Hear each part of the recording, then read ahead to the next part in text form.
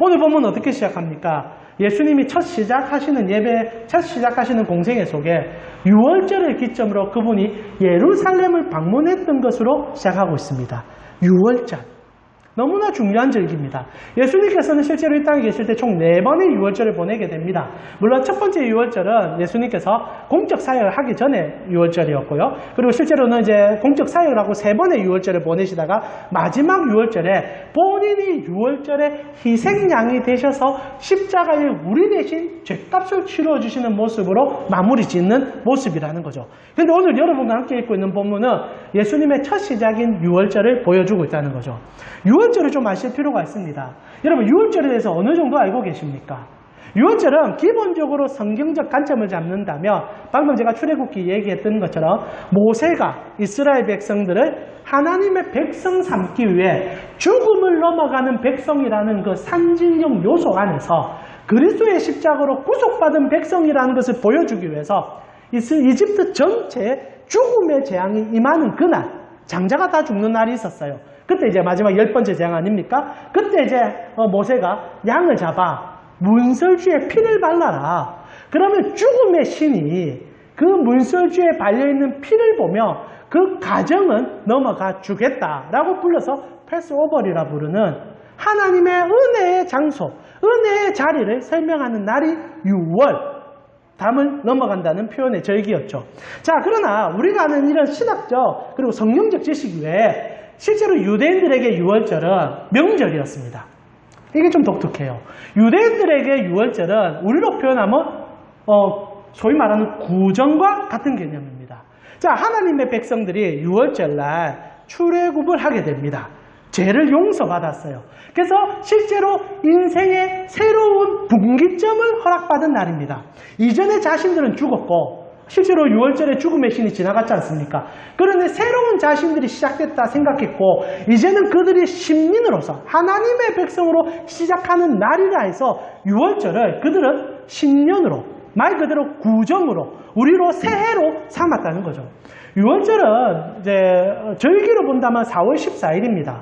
근데 유대력은 우리가 소위 말하는 이제 양력, 음력 외에도 신앙력이 따로 있어요. 그래서 니산월이라 부르는 4월에 그들은 그들의 인생의 첫 시작으로 얘기하며 4월 14일을 원년으로 삼았습니다. 그러니까 이스라엘의 모든 절기의 시작점은 6월절로 시작하는 거예요. 그리고 하나님께서 3번 이스라엘 백성들에게 예루살렘을 방문하라 그랬지 않습니까? 77절이라 부르는 초막절과 그리고 어떤 절기입니까? 하나님께서 6월절과 초막절과 그리고 77절 이 세 절기에 올라와서 하나님을 예배하라 얘기했던 겁니다.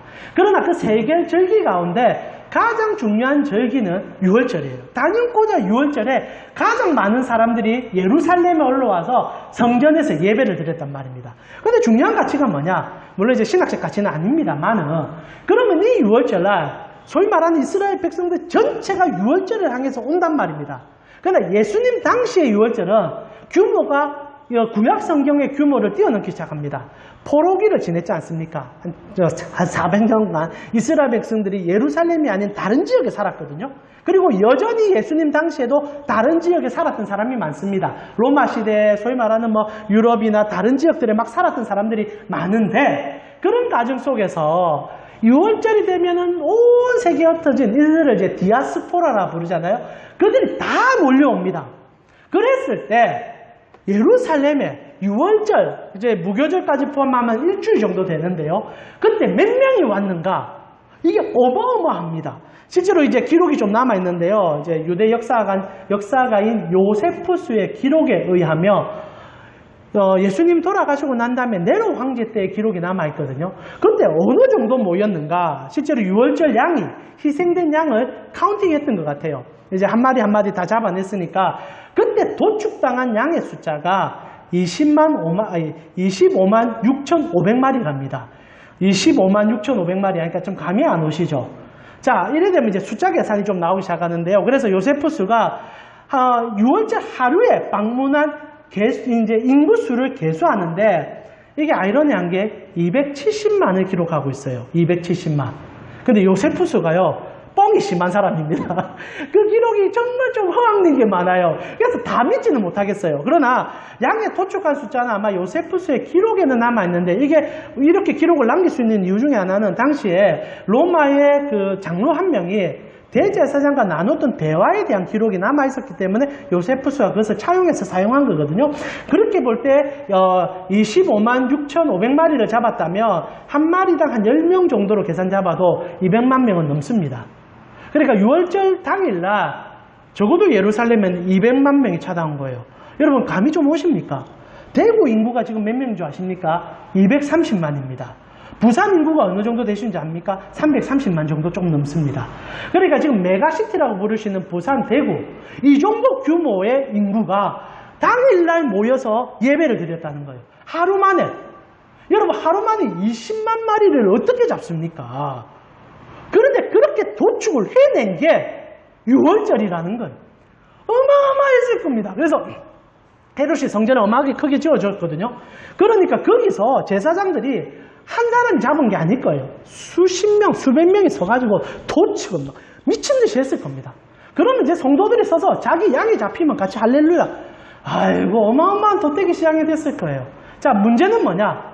적어도 200만 명 가까이가 예루살렘에 오고요. 20만 마리의 양이 잡히고 있다. 이게 수요적으로 감당이 안 됩니다. 그리고 이게 하루 만에 계산할 수 있는 숫자가 아닌 거예요. 자, 그러면 당연히 생겨나는 게 뭐냐? 성도의 편의를 도와줄 수 있는 시스템이 만들어질 수밖에 없게 됩니다. 자, 만들어질 수 없어요. 밖에 없어요. 옛날에 출애굽한 당시에 그리고 그 이후에 그렇게 사람이 많이 모이지 않는 시점이라면 가능하겠지만 계속 인구는 늘어났던 겁니다.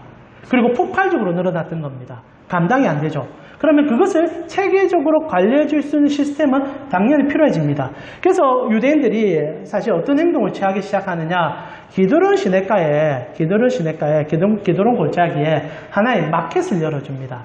하나님께서 이스라엘 백성들을 6월절날 이제 성전 제사를 드리기 위해서 올 때 요구한 게 있거든요.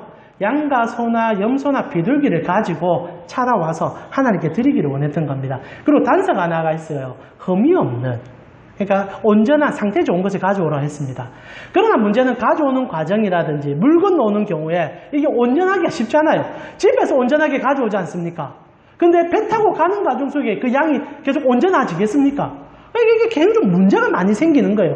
200만 인구가 들어와서 예배를 드리는데, 그리고 그 예배자들이 다 짐승을 하나씩 들고 오는데 그게 감당이 될 수가 없으니 유대인들 제사장들이 하나의 방법을 제시한 게 기드론 골짜기에 마켓을 열어줘서 그냥 몸으로 와서 거기서 양을 사라.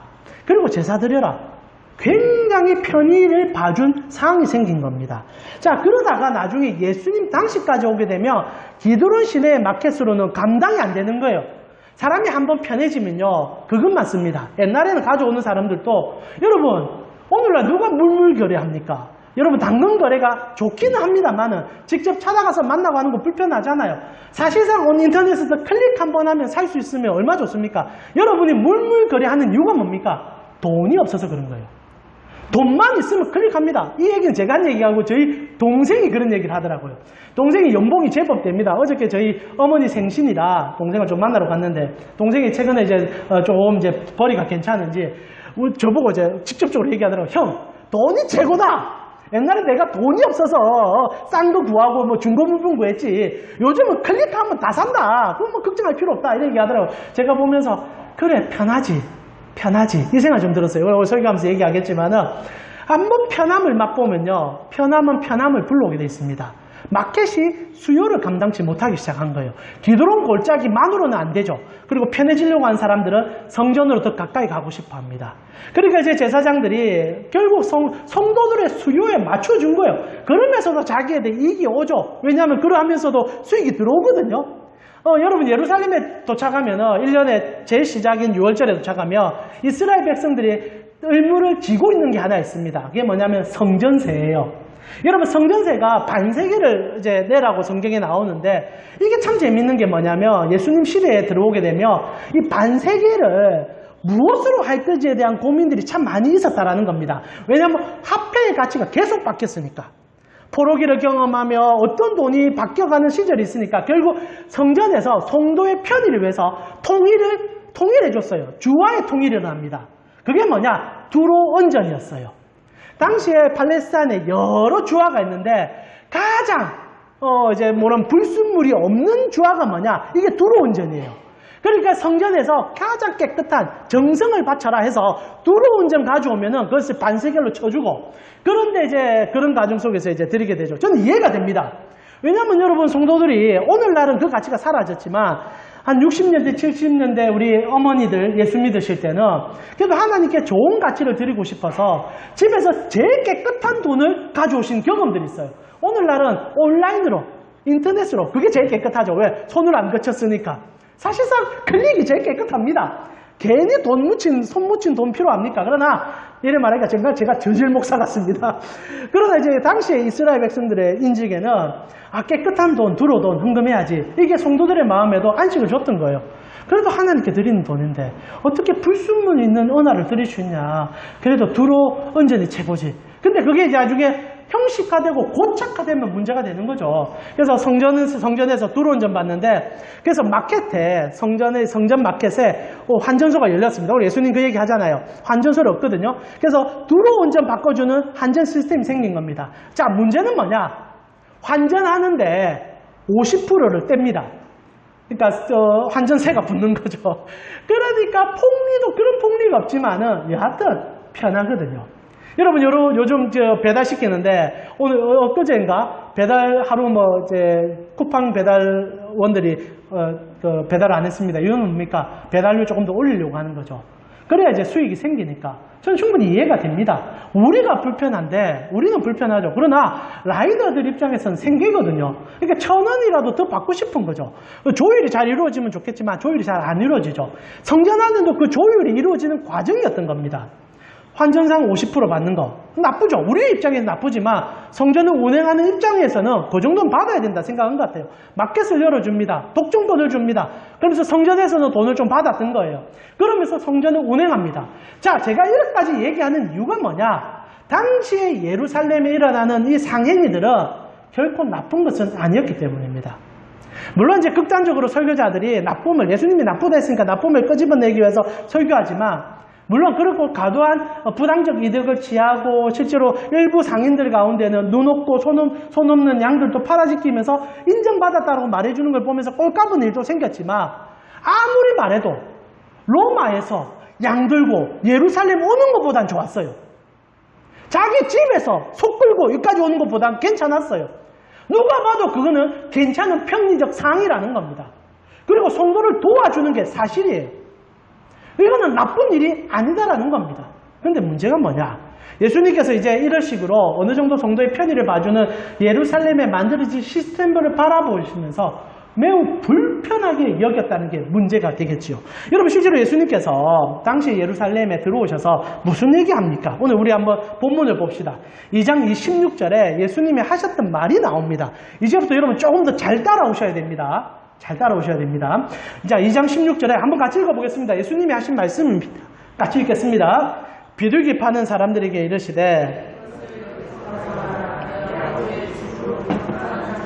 자, 예수님께서 상을 엎으시고 나서 하는 말입니다. 무슨 말 합니까? 장사하는 집을 만들지 말라고 하는 거예요. 상행위 하지 말라 하는 겁니다.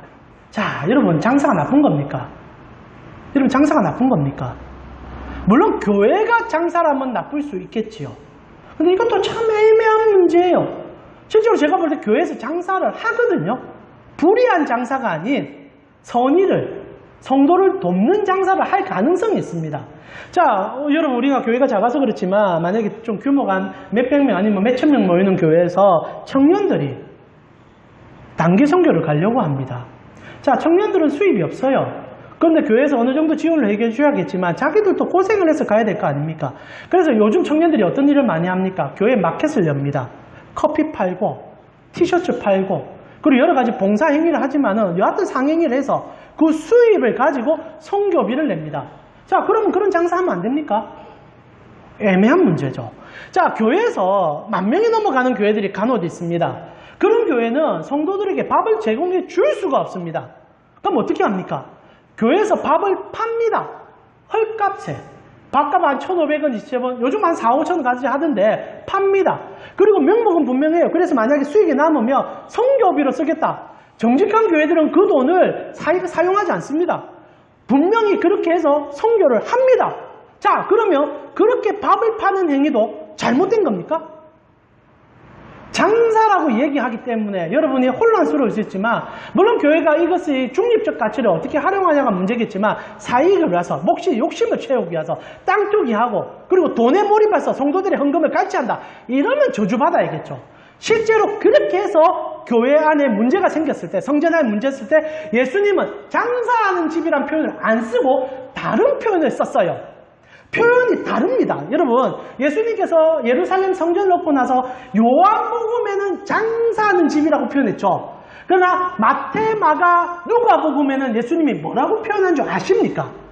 다른 표현이 사용돼요. 자, 우리 마태복음 한번 찾아볼까요? 예수님의 표현. 마태복음 21장 13절. 자, 같이 한번 보겠습니다. 이것도 재밌는 구절이니까 같이 한번 읽어보겠습니다. 같이 읽겠습니다. 그들에게 이르시되 기록된 바 내 집은 기도하는 집이라 일컬음을 받으리라 하였거늘 너희는 강도의 소굴을 만든도다. 자, 요한복음에서는 장사하는 집. 표현이 굉장히 유순합니다. 장사하는 집이에요, 집. 그런데 마태복음과 마가복음과 누가복음은 뭐라고 표현합니까? 강도의 소굴. 어감이 너무 달라요. 자, 그러면 이게 예수님께서 하셨던 말씀을 요한이, 우리가 지금 읽고 있는 요한이 유순화시켜서 너무 강한 말이니까 그래도 그것까지는 아니다 해서 장사하는 집으로 바꾸었을까요? 이제 요는 이게 아니라는 겁니다. 여기서 요한이 하고 싶은 얘기가 등장을 해요. 자, 여러분, 예루살렘 들어가셔서 예수님이 상을 얻는데 성경에서 총 2번의 기록이 나옵니다. 요한복음 같은 경우에 방금 보셨던 것처럼 예수님께서 공생애를 시작하는 그분의 인생 첫 사역에 이 모습이 들어가요. 근데 마태, 마가, 누가복음의 강도의 소굴이라 부르는 이 말은 예수님께서 십자가를 지시기 전에 일어납니다. 분명히 시점이 달라요. 그리고 특별히 마태, 마가, 누가복음은 무화과 열매 비유라든지 그리고 여러 가지 토론의 문제라든지 그것을 경험하면서 성전 이게 청결의 사건이 등장하거든요. 그래서 관점이 좀 달라요. 그러나 이제 이게 좀 헷갈리니까 신학자들 가운데도 요한복음은 신학적 관점으로 이걸 다루다 보니까 마지막에 일어난 일이었는데 근데 끄집어와서 앞에 그냥 기록해줬다. 그리고 언어도 좀 유순하게 썼다. 아니에요. 전혀 다른 사건입니다. 요한복음은요, 말 그대로 예수님이 처음 하신 일이고 마태, 마가, 누가복음은 예수님이 마지막 하셨던 일이 맞아요. 그러나 요한이 사실상 이 사건이 있을 때는 요한이 같이 있었거든요. 첫 제자 아닙니까? 같이 있었거든요. 그래서 자신만 할 수 있는 얘기였었고 다른 제자들이 바라볼 때는 한 번만 얘기해도 될 것 같아서 다뤘지만 요한이 볼 때는 한 번을 해서는 안 되는 얘기이기 때문에 처음에 다시 다뤄준다는 겁니다. 이렇게 볼 수 있는 이유가 뭐냐? 요한이 이것이 처음 일어난 사건인 것을 계속 성경 속에서 보여주기 때문이에요. 자, 공부하는 느낌이긴 하지만은 요한이 장치를 깔아놨어요. 오해하지 말라고. 왜 그렇습니까? 여러분 한번 볼까요? 실제로 이 얘기 같은 경우에 마태복음 같은 경우에 강도의 소굴이라 얘기하는 것은 예레미야서에 나오는 본문 자체를 가져온 거거든요.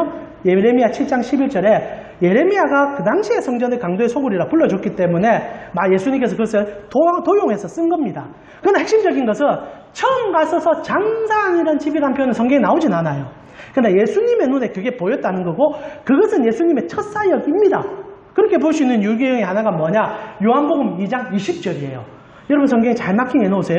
요한복음 20장 20절에 예수님의 이 사역에 대한 유대인들의 했던 얘기가 요한이 통하여 기록이 됩니다. 우리 같이 한번 읽어볼까요? 이렇게 말하고 있습니다. 같이 읽겠습니다.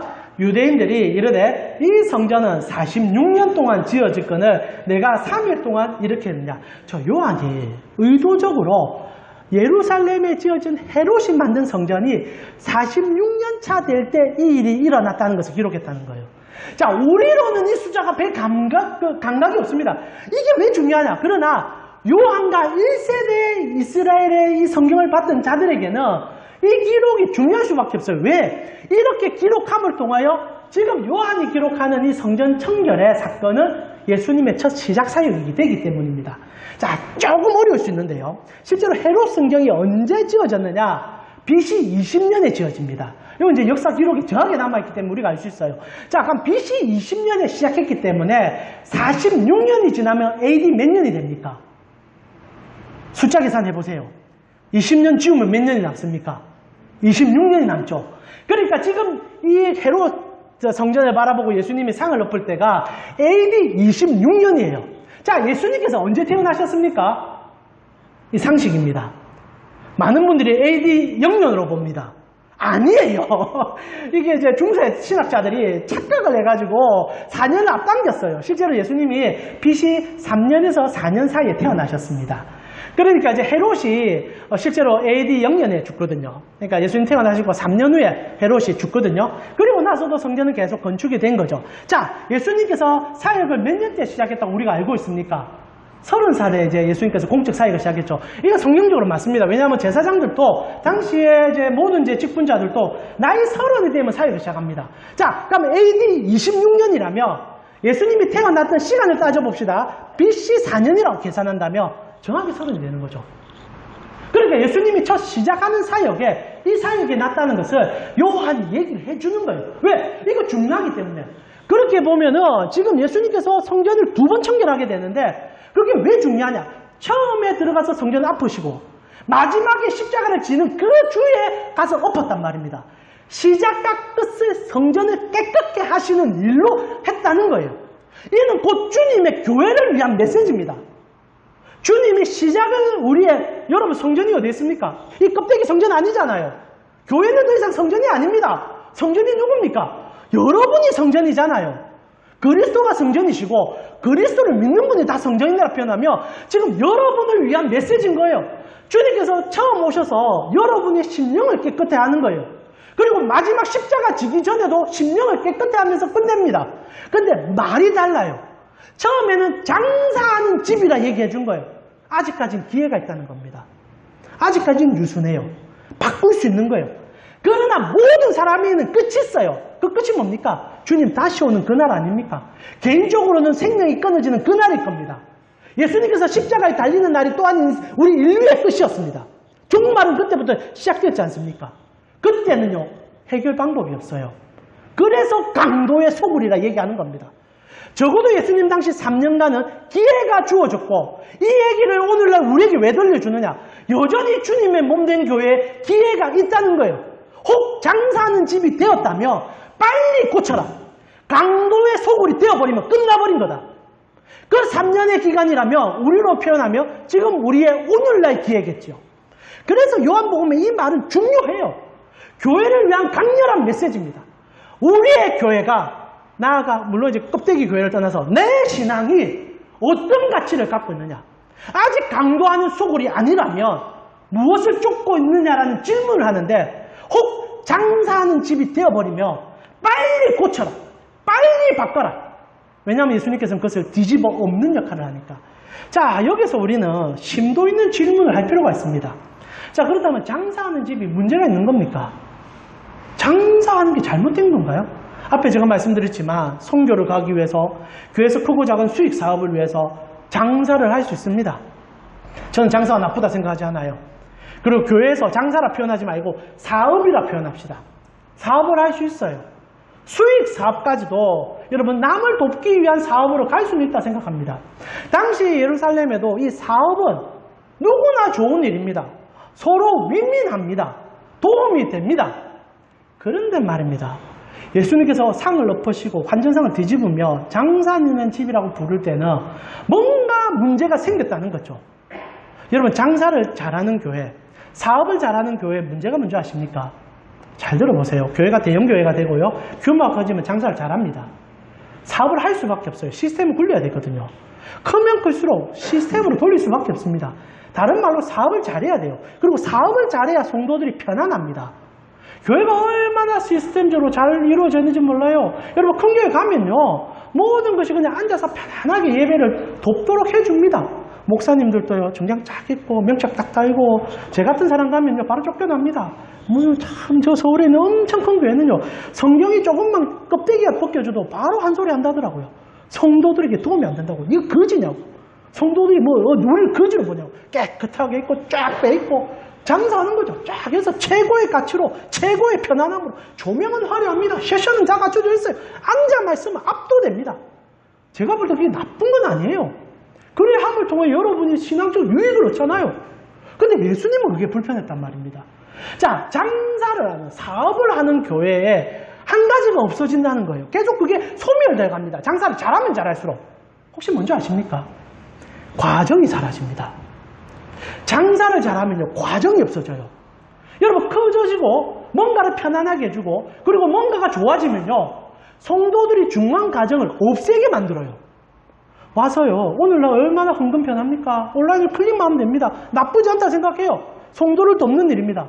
그러나 옛날에 여러분, 우리의 부모님들이 다림질로 돈을 다립니다. 바보 같은 행동이죠. 그 잘못하면 국세청에 잡혀갈 수 있어요. 그래도 그때는 과정이 있는 겁니다. 그래 함을 통하여 드리는 모습이 있는 거예요. 여러분, 하나님께서 성전의 재물을 왜 가져오라 하셨을까요? 성도의 죄 용서만을 위해서 그랬을까요? 아니에요. 그 과정이 중요했기 때문입니다. 집에서 긴 소를 가져오라 하셨습니다. 흠없는 소를 골라오라고 하셨어요. 하나님이 스테이크가 좋아서 그런 적이 없습니다. 선지서를 보세요. 나중에는 스테이크가 좋다고 생각하는 성도들에게 하나님이 경고하십니다. 소 갖고 오지 마! 돼지는 원래 안 먹죠. 제가 돼지를 좋아하다 보니까. 염소 갖고 오지 마! 제발 이젠 더 이상 기름 갖고 오지 마! 내가 기름에 질려버렸어. 나는 너희 마음을 받고 싶어. 너희의 눈을 보고 싶어. 너희의 심령을 뜯어보고 싶어.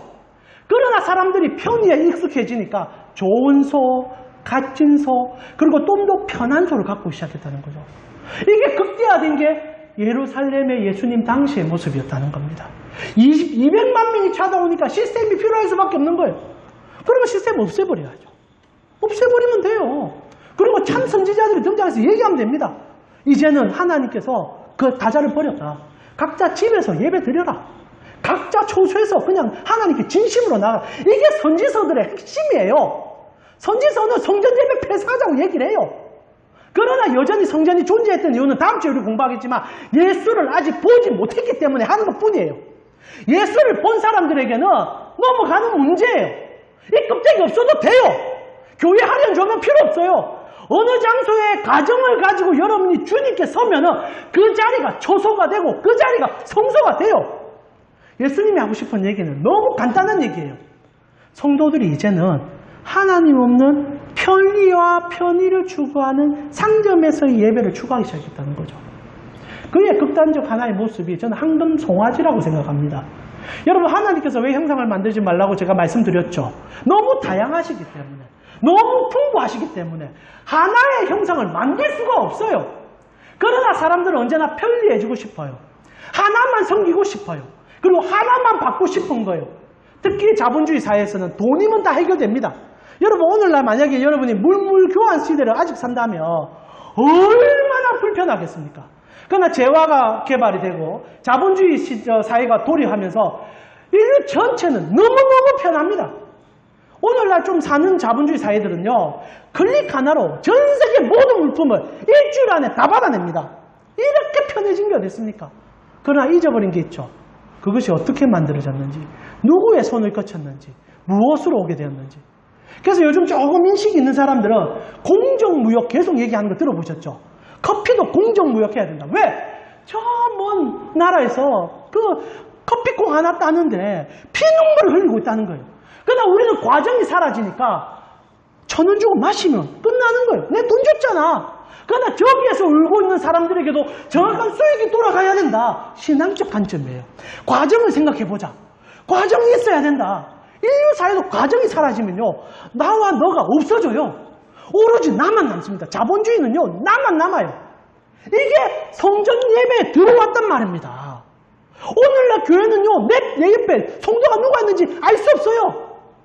시원한 에어컨 바람에 화려한 조명 속에 내 혼자 딱 앉아서 예배 드리다가 가족끼리 앉아서 할렐루야 아멘 헌금장 하면 집에 가면 끝나요. 옆에서 누가 울어도 관심 없어요. 울으면 많이 우는 자가 보이면 교회를 떠납니다. 내가 저렇게까지 피곤하면서 이 교회에 다녀야 돼. 나는 좀 쉬운 곳에 있고 싶어. 좋은 엘리베이터에 에스컬레이터 깔린 교회 가서 딱 앉아서 하나님 내가 여기 왔사오니 거기에 어디 하나님이 있습니까? 지금 예루살렘이 그래야 됐단 말입니다. 마켓을 키우고 성조에 도움을 주고 다 좋아요. 나쁜 게 없습니다. 버리자는 얘기가 아니에요. 그러나 그러면서 잃어버린 것은 하나님이 되어버렸다는 거죠. 오로지 자기의 욕심을 투구하고 결국 성전은 돈 하나로 다 굴러가게 된 겁니다. 대형 교회가 되면요 결국 돈으로 다 돌아갑니다. 정말 돈으로 다 돌아가요. 돈으로 사람을 사고 돈으로 사람을 움직이고 돈으로 사람을 돕습니다. 옛날에 그 손잡아주는 기운도 사라지고 있는 것 같아요. 돈이 없었기 때문에 더 기도해주는 모습도 없어졌어요. 돈 주면 끝나는 거예요. 구제하면 끝나는 거예요. 이게 무슨 성전입니까? 이게 무슨 교회입니까? 그래서 예수님께서 기회를 주시는 거예요. 이게 강도의 소굴로 가면 끝나는 거예요. 오늘 제가 볼 때 강도의 소굴이 너무 많아요. 아예 한 명 한 명이 다 돈이에요. 성도를 다 돈으로 계산합니다.